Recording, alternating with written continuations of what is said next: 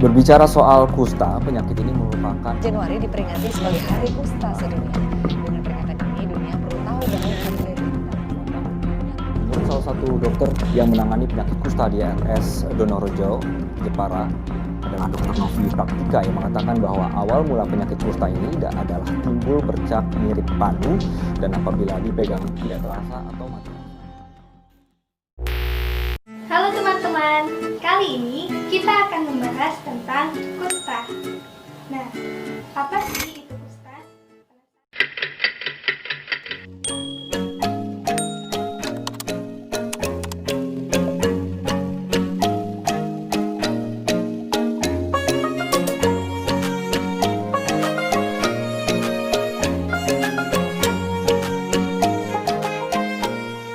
Nah, teman-teman, sebenarnya kusta berasal dari bahasa Sanskerta, yakni kusto, yang berarti kumpulan gejala-gejala kulit secara umum.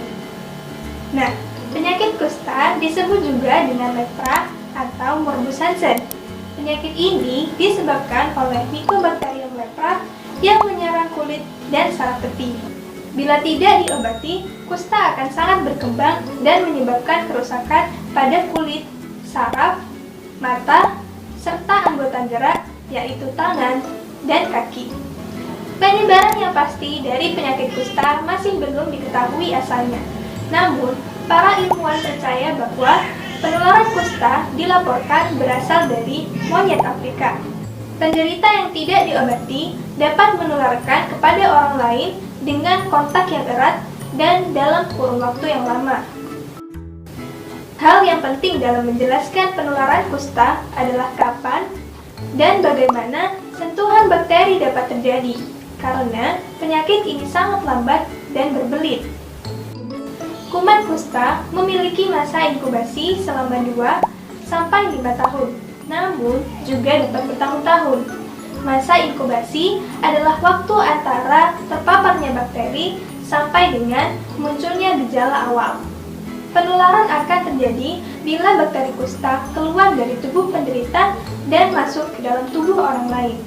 Masuknya bakteri ini ke dalam tubuh manusia dapat melalui 3 cara. Cara yang pertama yaitu penularan melalui kontak yang lama. Ingat, bakteri kusta dapat masuk melalui kulit, terutama jika terdapat luka.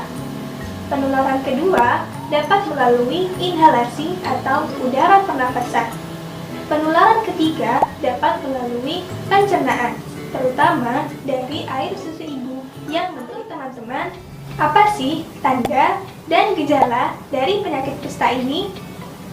Nah, seringkali penderita kusta mengabaikan gejala awal dari kusta, yaitu bercak merah atau bercak putih pada kulit yang mirip dengan panu.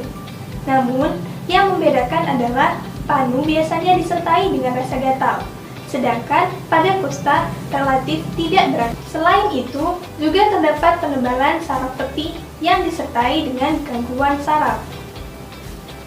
Gejala-gejala umum yang dapat terjadi pada penderita kusta antara lain reaksi panas, gangguan makan, mual, muntah, sakit kepala, peradangan, dan gangguan penglihatan karena terjadi peradangan pada saraf mata.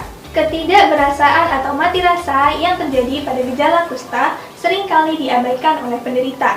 Padahal, jika hal ini terus berlanjut, maka kusta akan semakin berkembang dan akan menimbulkan kecacatan. Nah, teman-teman, ternyata terdapat 3 tingkat kecacatan pada penderita kusta. Tingkat pertama adalah tingkat yang paling rendah, yaitu tingkat 0, atau tidak ada kecacatan. Tingkat selanjutnya adalah kecacatan tingkat 1 atau cacat yang belum terlihat atau belum ada perubahan pada tubuh penderita.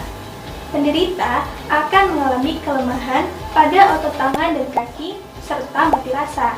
Bahkan, penderita kusta yang parah bisa tidak menyadari bahwa telapak kakinya tertusuk paku. Tingkat yang paling parah adalah kecacatan nomor 3, di mana sudah terdapat perubahan yang tampak pada tubuh penderita. Mata kemerahan, tidak dapat menutup mata dengan rapat, serta dapat memicu kebutaan. Lalu, bagaimana pengobatan untuk penyakit kusta ini ya teman? Tahun 1982, WHO merekomendasikan pengobatan kusta adalah dengan MDT atau multi drug therapy untuk tipe Pauci basilar atau kusta kering dan tipe multibasilar atau kusta basah. Tujuannya adalah untuk memutus mata rantai penularan, mencegah resisten atau kebal terhadap obat, memperpendek masa pengobatan, meningkatkan keteraturan berobat, serta mencegah terjadinya cacat atau bertambahnya cacat yang telah ada sebelum pengobatan. MDT adalah kombinasi 2 atau lebih obat anti kusta. Menurut Kementerian Kesehatan, MDT terdiri atas DDS, clofazimine, dan rifampicin. Untuk penderita kusta kering, obat dikonsumsi selama 6-9 bulan. Sedangkan untuk kusta basah, pengobatan dilakukan selama 12-18 bulan. Perlu kesabaran bagi penderita kusta dalam menjalani pengobatan, karena memang membutuhkan waktu yang lama. Jadi, jangan menyerah. Konsumsi obat secara teratur dan disiplin. Bila penderita tidak patuh, kuman kusta akan menjadi kebal terhadap obat, sehingga gejala akan menetap atau bahkan semakin buruk. Teman-teman, sayangnya pemberantasan kusta di beberapa daerah di Indonesia masih dikatakan lambat. Hal ini dikarenakan beberapa faktor. Dari beberapa penelitian menunjukkan bahwa faktor yang berhubungan dengan kepatuhan minum obat antara lain pengetahuan, dukungan keluarga, dan stigma masyarakat. Seringkali, penderita kusta datang ke fasilitas pelayanan kesehatan sudah dalam keadaan yang buruk. Salah satu alasan mereka tidak mau berobat adalah karena stigma masyarakat. Akhirnya, penderita menyembunyikan diri dan tidak mau keluar rumah untuk berobat. Ini sangat disayangkan, padahal kusta sebenarnya dapat disembuhkan jika diobati sejak dini. Nah, jadi bagaimana teman-teman? Sudah paham kan tentang penyakit kusta? Jadi, mari bersama-sama kita berantas kusta. Jangan malu untuk berobat jika ditemukan tanda-tanda kusta dan stop stigma negatif terhadap penderita kusta. Indonesia sehat, Indonesia bebas kusta.